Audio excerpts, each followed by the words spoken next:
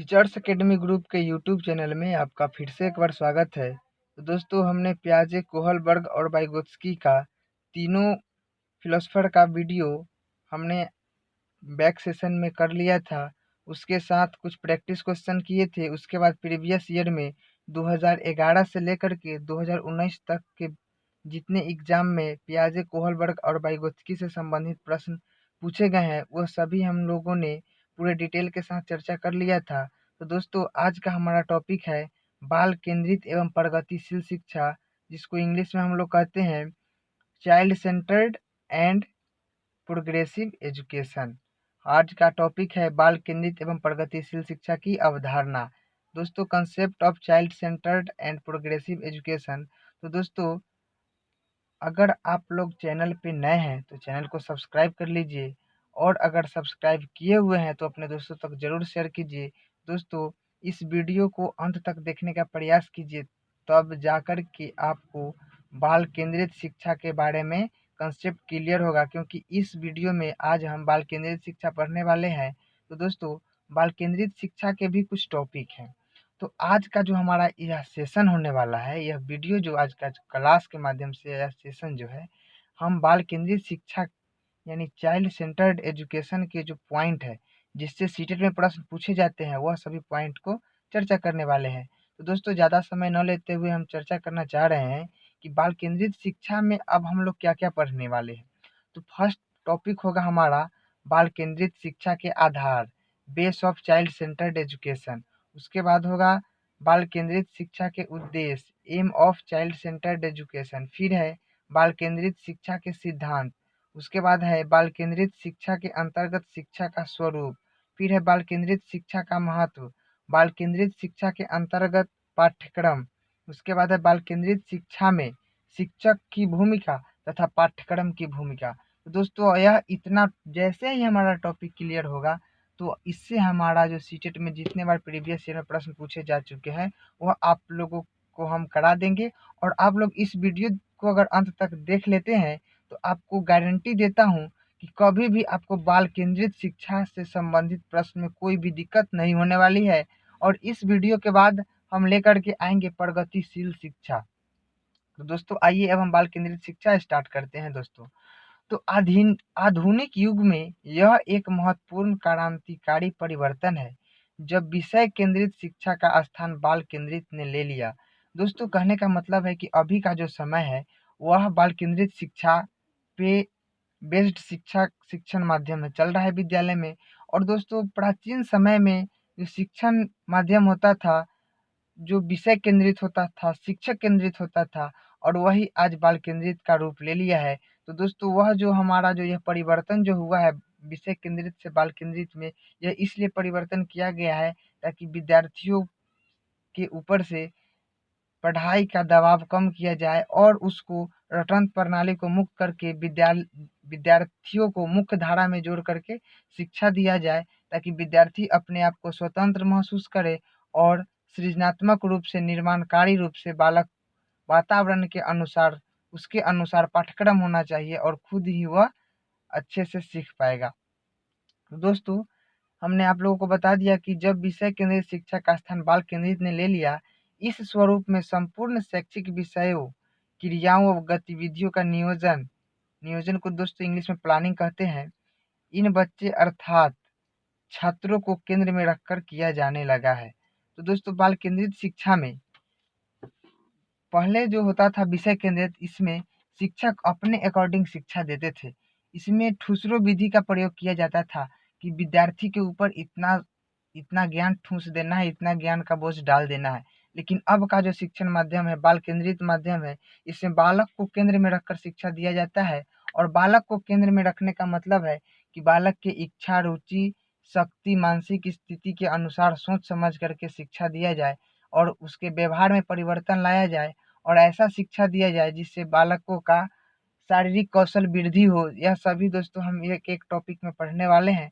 तो आइए अब हम नेक्स्ट पॉइंट की ओर चलते हैं। बाल केंद्रित शिक्षा में बाल केंद्रित शिक्षा के क्षेत्र में विशेष योगदान देने के लिए प्रसिद्ध मनोवैज्ञानिक गिजुभाई बधेका प्रमुख हैं।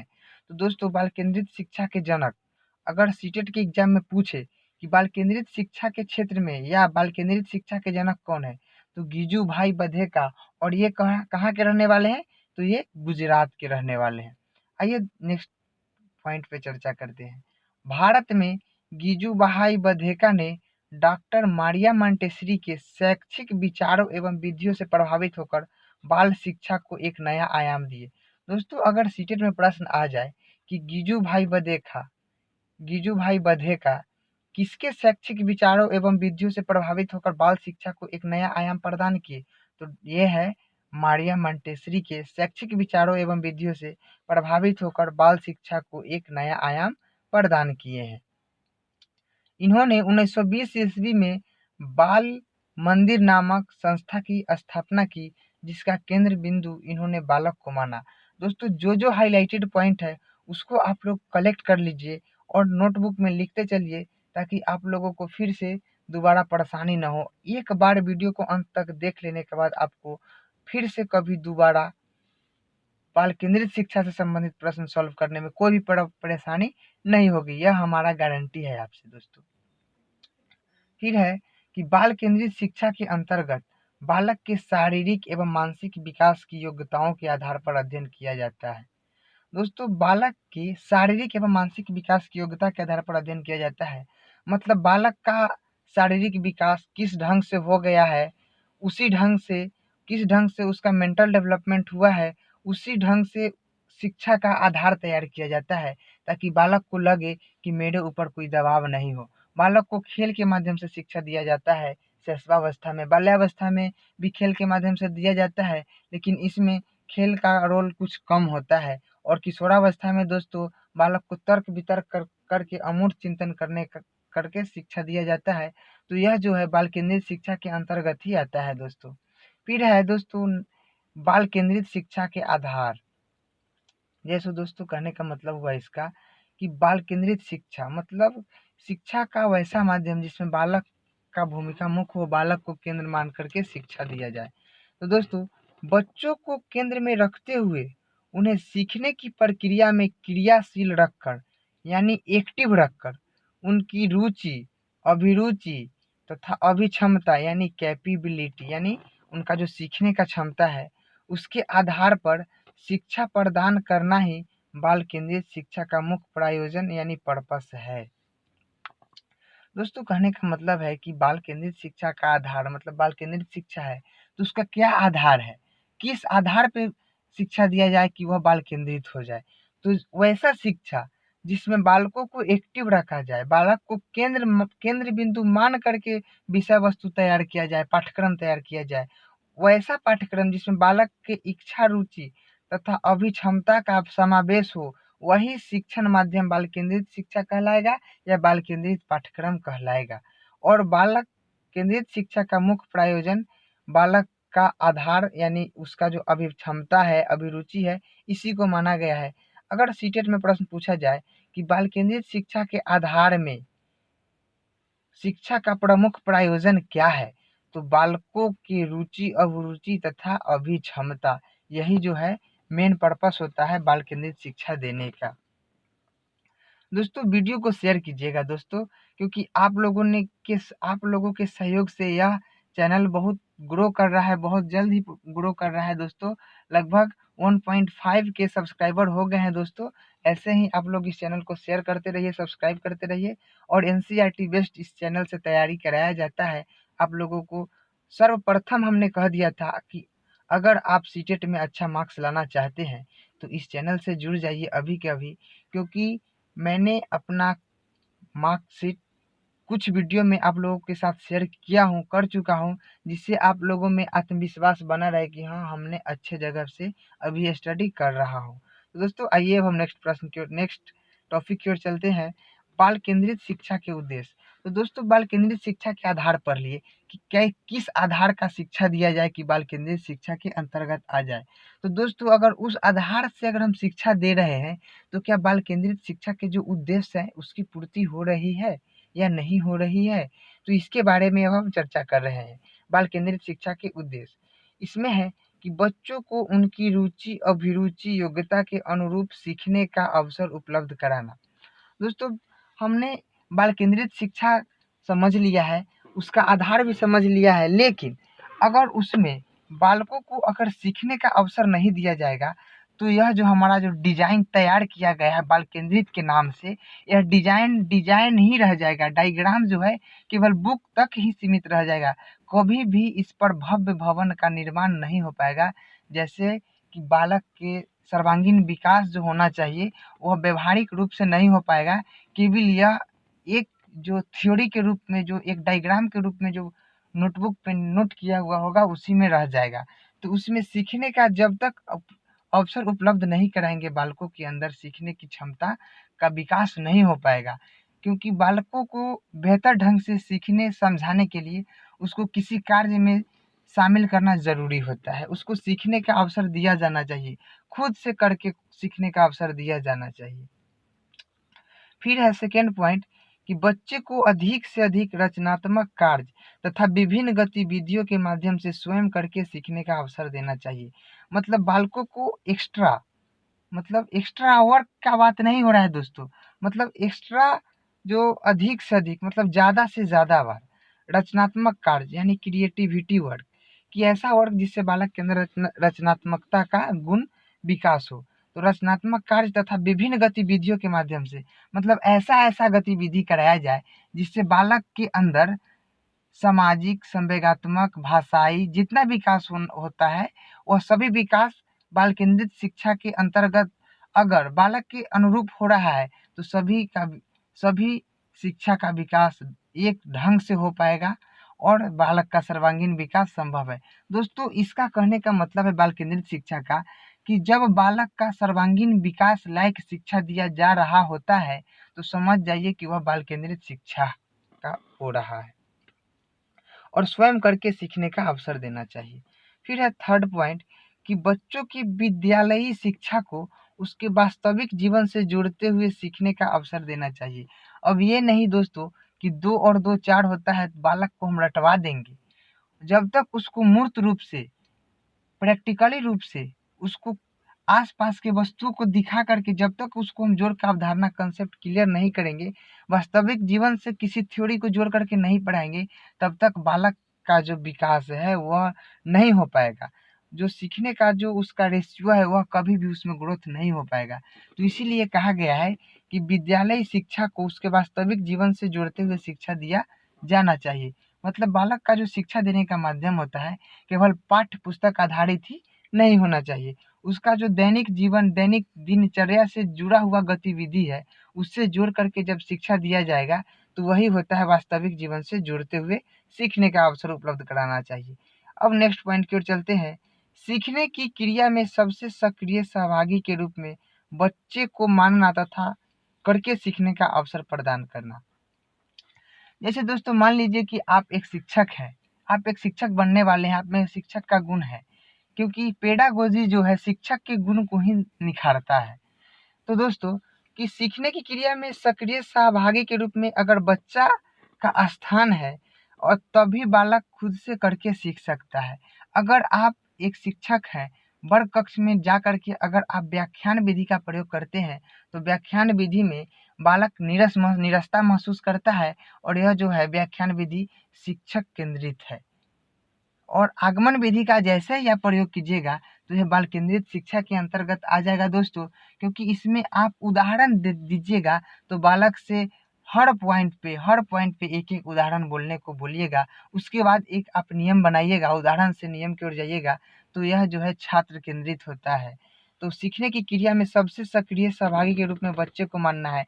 यहाँ पे शिक्षक अपना हुकूमत नहीं चला सकता है। यहाँ पे बालक की इच्छा रुचि के अनुसार शिक्षा दिया जाना चाहिए और उसे सीखने का अवसर प्रदान करना चाहिए। तभी बाल केंद्रित शिक्षा का उद्देश्य की पूर्ति हो पाएगा।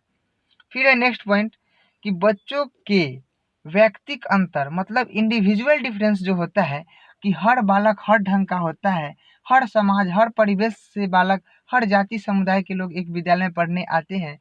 तो सबके अनुसार, सबके इंडिविजुअल डिफरेंसेस को देखते हुए रुचि, अभिरुचि, अभिक्षमता के आधार पर उसके जीवन से संबंधित शिक्षा प्रदान करना अर्थात बाल प्रधान शिक्षा प्रदान करना ही बाल केंद्रित शिक्षा के उद्देश्य को पूरा करता है। तो दोस्तों इंडिविजुअल डिफरेंस का मतलब हुआ कि व्यक्तिक अंतर, कि हर बालक के अंदर कुछ न कुछ विशिष्ट गुण होता है। कोई बालक बहुत जल्द सीख जाता है तो कोई बालक मध्यम गति से सीखता है। तो दोस्तों ऐसा शिक्षण माध्यम तैयार किया जाना चाहिए कि किसी को न लगे कि हम इस पढ़ाई से दूर हैं और हम छूट रहे हैं। तो इसी को बोला गया है कि व्यक्तिक अंतर को समझते हुए, मतलब बालक के इंडिविजुअल डिफरेंसेस को समझते हुए पाठ्यक्रम तैयार किया जाना चाहिए। तो ये भी पाठ्यक्रम जो है यह बाल केंद्रित शिक्षा के अंतर्गत ही आएगा। अब नेक्स्ट पॉइंट की ओर चलते हैं दोस्तों। नेक्स्ट टॉपिक हमारा है बाल केंद्रित शिक्षा के सिद्धांत। तो दोस्तों बाल केंद्रित शिक्षा का उद्देश्य की जब पूर्ति हो रहा है तो इसका सिद्धांत भी कुछ होगा। तो क्या सिद्धांत है? क्रियाशीलता का सिद्धांत। मतलब कि बालक को हमेशा एक्टिव रखना है। इससे बालक से कुछ न कुछ वर्ग कक्ष में हमेशा कार्य करवाते रहना है। अब ये कार्य नहीं कि हम उससे पानी मंगवा करके पिए, उसे पंखा करने के बोलिए, ये नहीं। उसको विषय वस्तु से संबंधित वर्क जो कि उसके व्यवहार में परिवर्तन ला सके, उसके वास्तविक जीवन से जुड़ा हुआ होना चाहिए, दैनिक चर्या से जुड़ा हुआ होना चाहिए। यही क्रियाशीलता का सिद्धांत है। फिर है प्रेरणा का सिद्धांत। तो दोस्तों जैसे ही आप वर्ग कक्ष में जाइएगा तो डायरेक्ट आप विषय वस्तु पे नहीं जा सकते हैं। पहले बालकों को मोटिवेट कीजिएगा कि देखिए दोस्तों कि सचिन तेंदुलकर के बारे में, महात्मा गांधी के बारे में, गिजू भाई बधेका के बारे में बताइएगा कि गिजू भाई बधेका ने कैसे कैसे बाल मंदिर यानी बाल केंद्रित शिक्षा के बारे में बताया है। तो वैसे ही प्रेरणा दीजिएगा, किसी सफल व्यक्ति को का उदाहरण पेश कीजिएगा, किस कोई असफल व्यक्ति का उदाहरण पेश कीजिएगा और उससे बालकों के अंदर प्रेरित कीजिएगा। असफल व्यक्ति का उदाहरण इस प्रकार दीजिएगा कि देखिए बच्चों कि यह स्टूडेंट, यह व्यक्ति, यह पुरुष, यह महापुरुष आज सफल इसलिए हुए हैं क्योंकि यह पीछे के अपने समय में बहुत बार असफल हो चुके हैं और इस असफलता को एक सफलता के रूप में इन्होंने इस प्रकार बदला कि इन्होंने अपने कार्य करने का जो तरीका था उसमें बदलाव करके, संघर्ष करके, मेहनत करके। तो जब तक बालक को आप मोटिवेट नहीं कीजिएगा तब तक वह आपका बात ध्यान से नहीं सुन पाएगा और आपका जो बाल केंद्रित शिक्षा का जो आप डिजाइन तैयार करके जाइएगा वह कभी भी आपका प्रभावी ढंग से नहीं हो पाएगा। फिर है रुचि का सिद्धांत। मतलब बालक के रुचि को ध्यान में रख कर के ही आप शिक्षा दीजिएगा तो वह प्रभावी शिक्षा होगा। फिर है निश्चित उद्देश्य का सिद्धांत। मतलब कि अब जब आप बाल केंद्रित शिक्षा दीजिएगा तो किसी एक लक्ष्य को लेकर के शिक्षा दीजिएगा, तभी आपका शिक्षण का जो उद्देश्य है वह कंप्लीट हो पाएगा। फिर है चयन का सिद्धांत। मतलब कि आप जिस विषय वस्तु का चयन करते हैं उसमें बालक का कहाँ तक समझ विकसित हो चुका है, कहाँ तक बालक इसमें समझ गया है। जब तक आप चयन नहीं कीजिएगा तब तक आप अच्छे ढंग से किसी चीज़ को एक्सप्लेन नहीं कर पाइएगा, बालकों के समक्ष प्रस्तुत नहीं कर पाइएगा। और ऐसे में बालक अगर अच्छे ढंग से प्रस्तुत नहीं कर पाइएगा तो बालक बोर फील करेगा और आपका जो शिक्षण माध्यम होगा वह प्रभावी नहीं हो पाएगा। फिर है व्यक्तित्व विभिन्नता का सिद्धांत। मतलब इंडिविजुअल डिफरेंसेस का जो कैरेक्टरिस्टिक यानी सिद्धांत है कि ऐसा शिक्षा कि जिसमें हर समाज से आए हुए, हर विशिष्ट, समान, प्रखर जितने प्रकार के बुद्धि के बालक है सभी को शिक्षा प्रदान और सभी को लगे कि हमारा जो सीखने का तरीका है वो एक दूसरे के समान ही है। कभी ये नहीं बालक के अंदर भावना आना चाहिए, हीन भावना, कि हम ऐसे हैं इससे हम कम सीख पा रहे हैं और वो ज़्यादा सीख पा रहा है। फिर है आवृत्ति यानी अभ्यास का सिद्धांत, यानी दोहराना, कि जो कार्य बालक को दिया गया है क्रियाशील रखने के लिए उसका समय समय पे ऑब्जर्वेशन करके, दोहरा करके, उसका जांच करके उसमें देखा जाए, मूल्यांकन किया जाए कि हाँ यह कहाँ तक प्रभावशाली यानी प्रभावी शिक्षा हो पाया है। फिर है निर्माण व मनोरंजन का सिद्धांत, कि बाल केंद्रित शिक्षा के अंतर्गत ऐसा शिक्षा का भी स्थान दिया जाना चाहिए कि जिसमें बालक का क्रिएटिविटी वर्क, मतलब निर्माणकारी कार्य कर सके, जिससे बालकों के अंदर मनोरंजन भी प्राप्त हो। फिर हमारा नेक्स्ट टॉपिक है बाल केंद्रित शिक्षा के अंतर्गत शिक्षा का स्वरूप। मतलब बाल केंद्रित शिक्षा के अंतर्गत यानी बाल केंद्रित शिक्षा के अंतर्गत मतलब कि कैसा शिक्षा देना चाहिए, शिक्षा का कैसा स्वरूप होना चाहिए। कि बाल केंद्रित शिक्षा का जो नियम है, जो रूल है, जो इसका उद्देश्य है उस सब का पूर्ति हो सके। तो इसका फर्स्ट है पाठ्यक्रम लचीला होना चाहिए। लचीला का मतलब फ्लेक्सिबल, बदलाव होने वाला। जैसे दोस्तों कैलेंडर होता है, एक होता है वार्षिक कैलेंडर और एक होता है मासिक कैलेंडर। तो वार्षिक कैलेंडर में कोई लचीला नहीं होता है, वह एक साल के लिए बनता है। और मासिक कैलेंडर लचीला होता है, इसमें समय समय पर परिवर्तन किया जाता है।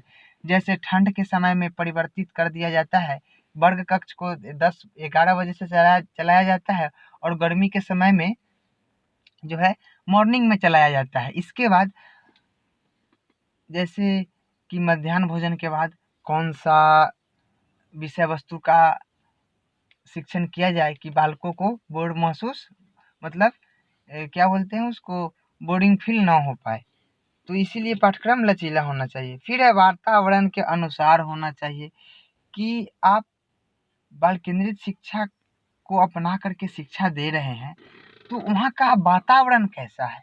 जिस बात अगर आपके वातावरण और शिक्षण माध्यम एक दूसरे से इंटर रिलेटेड नहीं है, एक दूसरे से संबंधित नहीं है, एक दूसरे की ओर इशारा नहीं करते हैं, तो आपका जो शिक्षण है वह प्रभावशाली नहीं हो पाएगा। बाल केंद्रित शिक्षा का जो के अंतर्गत जो शिक्षा का स्वरूप होना चाहिए वो नहीं हो पाएगा। तो इसलिए वातावरण के अनुरूप ही शिक्षा होना चाहिए। फिर है जीवन के लिए उपयोगी होना चाहिए कि ऐसा शिक्षा दिया जाना चाहिए कि जिससे बालक के अंदर उसके आने वाले समय में अगर किसी भी प्रकार का समस्या आता है तो उसका समाधान, समस्या का विकराल रूप लेने से पहले उसका समाधान ले लिया जा सके। फिर है पूर्व ज्ञान पर आधारित होना चाहिए। यानी बाल केंद्रित शिक्षा मतलब बालक के केंद्र में रखकर शिक्षा देने का मतलब है कि पहले बालक के बारे में पूरी शैक्षिक जानकारी ले लेना चाहिए। जब तक हम उसके पूर्व ज्ञान, विषय वस्तु के पूर्व ज्ञान से नहीं जोड़ करके शिक्षा देंगे, तब तक शिक्षण प्रभावशाली नहीं हो पाएगा। फिर है क्रियाशीलता के सिद्धांत पर आधारित होना चाहिए, यानी रुचि के अनुसार। क्रियाशीलता तो वही है दोस्तों, एक्टिविटी वर्ग कक्ष में एक्टिव रख करके शिक्षा देना चाहिए और बालकों के अंदर रुचि पैदा करके शिक्षा देना चाहिए। फिर है सिक्स्थ पॉइंट, शैक्षणिक उद्देश्यों के अनुसार, मतलब शिक्षा देने का जो उद्देश्य होना चाहिए बालक का, वह किस प्रकार का है, इसके माध्यम से उसको शिक्षा दिया जाना चाहिए कि जो शिक्षा का उद्देश्य है वह पूरा हो सके। तभी जा कर के बाल केंद्रित शिक्षा के जो स्वरूप है वही और कंप्लीट हो पाएगा। फिर है मानसिक स्तर के अनुसार, अगर अब हम शिक्षा देना स्टार्ट किए हैं, अब वर्ग कक्ष यानी क्लास 2 में जब हम शिक्षण कार्य कर रहे होते हैं, तो बालकों का मेंटल डेवलपमेंट, मानसिक स्तर, मेंटल लेवल देख करके शिक्षा देना होता है, तभी वह बाल केंद्रित शिक्षा के अंतर्गत आएगा। ये नहीं कि वर्ग 2 में हम पढ़ा रहे हैं और जा करके वर्ग 3, वर्ग 5, वर्ग 6 का जा करके वहाँ उस टाइप का लेक्चर दे रहे हैं, तो ये भी नहीं हो पाएगा। मानसिक स्तर के अनुरूप शिक्षा नहीं होगा, और जैसे ही मानसिक स्तर के अनुरूप शिक्षा नहीं होगा तो वह बाल केंद्रित शिक्षा का स्वरूप नहीं हो पाएगा। फिर है समाज की आवश्यकता के अनुसार, यानी जैसे दोस्तों कहने का मतलब एक ही है, आप इसका एक मतलब समझिए कि बाल केंद्रित शिक्षा का मतलब होता है कि बालक का सर्वांगीण विकास होना चाहिए। तो वह सर्वांगीण विकास में आपका मेंटल, शारीरिक, सामाजिक, संवेगात्मक सभी प्रकार किया जाता है। तो इसको हमने आपको एक एक पॉइंट में तोड़ करके इसलिए बता रहा हूँ ताकि आपको आने वाले समय में फिर से जब आप इस वीडियो को देखिएगा तो आपको कभी कंफ्यूजन ना हो। आप लोग नोट करते चलिएगा, स्क्रीनशॉट लेते चलिएगा। फिर ये व्यक्तिगत विभिन्नताओं को ध्यान में रखकर, मतलब इंडिविजुअल डिफरेंसेस को ध्यान में रखकर, फिर राष्ट्रीय भावनाओं को विकसित करने वाला होना चाहिए कि ऐसा शिक्षा होना चाहिए जिससे बालक समाज हित में कार्य करे, राष्ट्र हित में कार्य करे, परिवार हित में कार्य करे, अपने स्वास्थ्य हित में कार्य करे। ऐसी भावनाओं को विकसित करने वाला शिक्षा होना चाहिए। फिर है बाल केंद्रित शिक्षा का महत्व। दोस्तों कि बाल केंद्रित शिक्षा हम दे रहे हैं, उसका आधार पे उसका उद्देश्य की पूर्ति हो रहा है, उसके अनुरूप शिक्षा का स्वरूप हो रहा है, तो फिर इसका महत्व क्या है। तो इसका महत्व है कि इसमें बालक प्रधान शिक्षा होता है, मतलब इसमें बालकों के बातों को प्रधानता दिया जाता है। बालक जो कुछ भी कहना चाहते हैं उनको कहने का पूर्ण अवसर, मौका दिया जाता है, यही बाल प्रधान शिक्षा होता है। सरल व रुचिकर होता है, व्यवहारिक व असामाजिक नहीं दोस्तों, व्यवहारिक व सामाजिक होता है। यहाँ पे मिस टाइप हो गया है दोस्तों, लाइए इसको ब्रश कर देते हैं।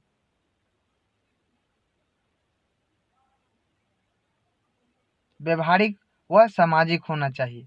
फिर है आत्म अभिव्यक्ति के अवसर, मतलब शिशु को खुद से किसी टॉपिक पे चर्चा करने का फुल्ली समय दिया जाना चाहिए कि आप इस टॉपिक पे बोल सकते हैं, आप इस टॉपिक के बारे में अपना तर्क प्रस्तुत कर सकते हैं। तभी बाल केंद्रित शिक्षा का महत्व बालकों को समझ में आएगा और उसको लगेगा कि हाँ, हम भी शिक्षक के लिए महत्वपूर्ण है। ये नहीं लगना चाहिए बालकों को कि शिक्षक हमें जबरदस्ती ज्ञान थोप रहे हैं। ज्ञानेंद्रिय प्रशिक्षण पर बल, महात्मा गांधी शिक्षा में बताए हैं कि बालकों को ऐसा शिक्षा दिया जाना चाहिए जिससे कि बालकों के अंदर शारीरिक कौशलों को विकसित किया जा सके। यानी ऐसा शिक्षा दिया जाना चाहिए कि बालक कुछ डायग्राम बना करके, कुछ क्या बोलते हैं उसको, छोटे छोटे जो वस्तु जो होते हैं जिसको मार्केट में बेचा जाता है, हस्तकौशल के द्वारा हस्तकौशलों को विकसित करके शिक्षा दिया जाना चाहिए, जिससे बालक का कुछ इकोनॉमिकल स्टेज भी ठीक रहे। तो इसीलिए कहा गया है कि ज्ञानेंद्रिय प्रशिक्षण पर बल। फिर है बाल केंद्रित शिक्षा में शिक्षक की भूमिका। दोस्तों, यह प्रश्न कितना बार सीटेट के एग्जाम में पूछा गया है कि बाल केंद्रित शिक्षा में शिक्षक की भूमिका क्या होता है। तो दोस्तों देखिए कि बाल केंद्रित शिक्षा में सदैव शिक्षक की एक भूमिका सहयोगी तथा मार्गदर्शक के रूप में होनी चाहिए, क्योंकि बाल केंद्रित शिक्षा के तहत सीखने की प्रक्रिया में सबसे सक्रिय सहभागी के रूप में स्वयं बालक तथा शिक्षार्थी होता है। दोस्तों, सीटेट में अगर प्रश्न पूछा जाए कि बाल केंद्रित शिक्षा में शिक्षक की भूमिका सक्रिय एवं सहभागी के रूप में होना चाहिए, तो यह ऑप्शन हमेशा काट देना है, क्योंकि बाल केंद्रित शिक्षा के अंतर्गत शिक्षक की भूमिका एक सहयोगी एवं मार्गदर्शक के रूप में होना चाहिए। यह एनसीएफ 2005 के अनुसार भी कहा गया है। दोस्तों, आप इस टॉपिक को जल्द से जल्द नोट कर लीजिए, क्योंकि सीटेट के पॉइंट ऑफ व्यू से बहुत ही वीवीआई है। फिर है हमारा बाल केंद्रित शिक्षा के अंतर्गत पाठ्यक्रम। दोस्तों, लास्ट टॉपिक है, लास्ट पॉइंट है, बाल केंद्रित शिक्षा के अंतर्गत पाठ्यक्रम कैसा हो जाना चाहिए। तो बाल केंद्रित शिक्षा के अंतर्गत पाठ्यक्रम बच्चों की रुचि, अभिरुचि तथा अभिक्षमता के अनुसार होना चाहिए। मतलब कि बालक के अनुसार, यानी बालक जिस स्तर का है उस स्तर का पाठ्यक्रम होना चाहिए, उसके रुचि के अनुसार होना चाहिए, उसके कैपेबिलिटी के अनुसार होना चाहिए। तभी वह पाठ्यक्रम प्रभावी ढंग से बालकों के ऊपर अपना छाप छोड़ सकता है, वो भी आसान तरीकों से। फिर है पाठ्यक्रम लचीला होना चाहिए तथा बच्चों के जीवन से संबंधित होना चाहिए। ये नहीं कि रटन प्रणाली वाला पाठ्यक्रम होना चाहिए। बच्चों को प्रैक्टिकली क्रियात्मक कार्य करने का, निर्माणकारी रचनात्मक कार्य करने वाला बुक होना चाहिए, जो बालकों के जीवन से संबंधित होना चाहिए। तो दोस्तों, अब हम नेक्स्ट पॉइंट में पढ़ने वाले हैं प्रगतिशील शिक्षा। तो दोस्तों, प्रगतिशील शिक्षा के जन्मदाता है कर्नल पार्कर, लेकिन प्रगतिशील शिक्षा के अवधारणा को विकसित करने वाले का नाम पूछा जाए तो वो है जॉन डीवी। तो दोस्तों, नेक्स्ट वीडियो में प्रगतिशील शिक्षा पढ़ने के लिए जल्द से जल्द इस चैनल को सब्सक्राइब कर लीजिए। दोस्तों, और अभी तक इस चैनल को सब्सक्राइब नहीं किए हैं तो टीचर्स एकेडमी ग्रुप का ये जो यूट्यूब चैनल है, इसको आप लोग जल्द से जल्द सब्सक्राइब कर लीजिए, क्योंकि इस चैनल के माध्यम से आप लोगों को एनसीईआरटी बेस्ड तैयारी कराया जाएगा। क्योंकि दोस्तों, मैंने सीटेट में एक बार में 110 मार्क्स गेन किए हैं। अगर आप लोग भी 110 प्लस मार्क्स लाना चाहते हैं तो इस चैनल से जुड़ जाइए, क्योंकि इस चैनल के माध्यम से आप लोगों को संपूर्ण एनसीईआरटी बेस्ड नोट्स, बुझिए तो ये एक प्रकार का नोट्स ही है जो आप लोगों को वीडियो के माध्यम से पूर्ण व्याख्या के साथ प्रोवाइड कराया जाता है। तो दोस्तों, अंत तक देखने के लिए धन्यवाद। अपने दोस्तों तक शेयर जरूर कीजिएगा और चैनल को लाइक, शेयर और सब्सक्राइब करना ना भूलें।